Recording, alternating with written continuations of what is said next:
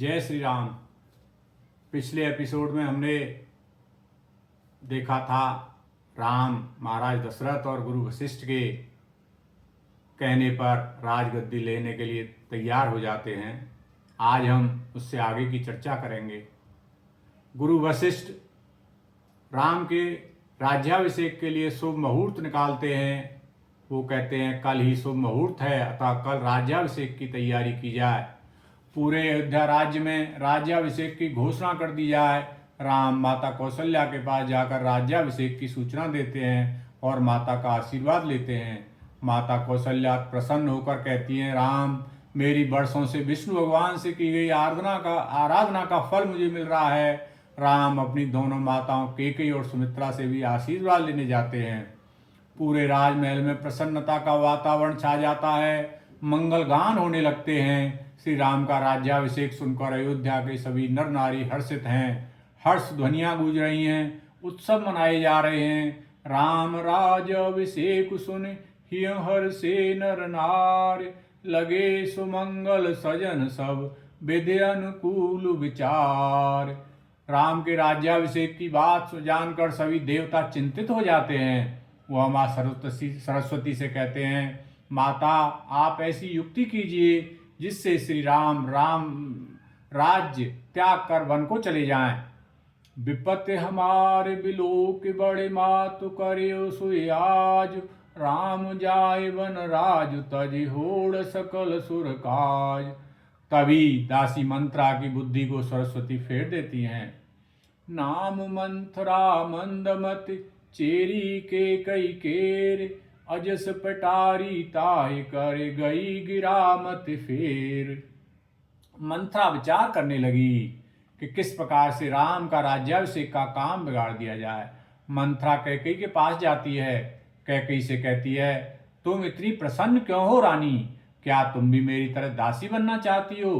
क्या तुम राजमहल में रानी बनकर नहीं रहना चाहती? मंथरा की इस तरह की कटु बातें सुनकर कैकेयी कहने लगी, आज राजमहल में उल्लास और प्रसन्नता का वातावरण है। मेरा प्रिय पुत्र राम कल अयोध्या का राजा बनेगा। इससे बड़ी प्रसन्नता मेरे लिए क्या हो सकती है? राम जैसा सुयोग्य पुत्र अयोध्या का राजा बने, यह मेरे लिए बड़ी प्रसन्नता का अवसर है। इसलिए मैं प्रसन्न हूँ। मंथरा तू मुझे शीघ्र बता, क्या कारण है? छल कपट छोड़कर सच सच कह, हर्ष के समय तू विषाद क्यों कर रही है? भरत शपथ तो सत्य कहु, परिहट कपट दुराव।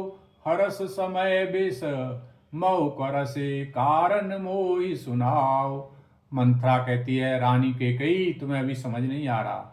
समय निकलने पर समझ आएगा कि राम राजा बनने के बाद रानी कौशल्या को ही अपना नाम मानेगा। अभी तुम समझ जाओ, नहीं बाद में तुम्हें पछताने के अतिरिक्त कुछ नहीं मिलेगा। मंथरा की बात सुनकर कैकेयी को कुछ शंका हुई। वह मन में विचार करने लगी, मंथरा की बातों पर मुझे गंभीरता पूर्वक विचार करना चाहिए। कैकेयी मंथरा से कहती है, मंथरा हे दासी, अब तू ही बता मुझे क्या करना चाहिए। तेरी बातों में मुझे कुछ सच्चाई प्रतीत होती है। मंथरा कहती है, रानी अभी समय है, तुम राम का राज्याभिषेक रुकवा सकती हो, उसका उपाय मेरे पास है। कैकेयी मंथरा से कहती है, क्या उपाय है मुझे बता मंथरा। मंथरा कहती है, एक बार देवासुर संग्राम हुआ था। उस युद्ध में देवताओं की सहायता के लिए महाराज दशरथ भी गए थे। असुरों के साथ संग्राम में महाराज दशरथ घायल हो गए थे। उस समय महाराज के रथ की सारथी तुम स्वयं थी। तुमने रथ को चतुराई से युद्ध से बाहर निकालकर महाराज दशरथ के प्राणों की रक्षा की थी। उस समय महाराज ने तुम्हें प्रसन्न होकर 2 वरदान मांगने को कहा था। अभी तक तुमने वह दोनों वरदान नहीं मांगे हैं। अब समय आ गया है कि अपने वह दोनों वरदान महाराज से मांग लो। उधर राज्याभिषेक की तैयारियां पूरे राजमहल और पूरे अयोध्या में की जा रही हैं। राजमहल और अयोध्या राज्य को तरह तरह सुगंधित पुष्पों से सजा दिया गया है। बंधनवार बांध दिए गए हैं। संपूर्ण नगर में राजा दशरथ ने बुलावा भेज दिया है। अपने राज्य के उप प्रदेशों के सभी सामंत, प्रमुख प्रमुख प्रजाजन, विचारक सभी के पास राज्याभिषेक का न्योता भेज दिया गया है। राजा दशरथ अति प्रसन्न हैं कि मेरा सुयोग्य उत्तराधिकारी राम आज अयोध्या का राजा बनेगा। हर पिता को अपने पुत्र को अपने से बड़ा होने पर, अपने से महान होने पर प्रसन्नता होती है। सभी अतिथि प्रमुख प्रजाजन राजमहल में पहुंच चुके हैं। उधर राजा दशरथ राम को नीति ज्ञान देते हैं। राम से कहते हैं, हे राम, एक सुयोग्य राजा को त्यागी, प्रजा हित रक्षक, सत्यवादी होना चाहिए, जिससे संपूर्ण प्रजा सुखी रह सके। अपने निजी परिवार से अधिक महत्व प्रजा को देना चाहिए। राजा में क्षमा, दया की भावना तथा समय समय प्रजा के बीच में जाकर उनके सुख दुख देखने चाहिए। प्रजा की जो भी आवश्यक आकांक्षाएं हों उन्हें राजा को समय पर पूरा करना चाहिए।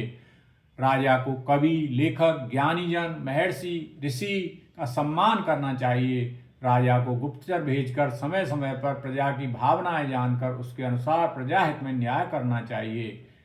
ऐसा नीति ज्ञान महाराज दशरथ श्री राम को देते हैं।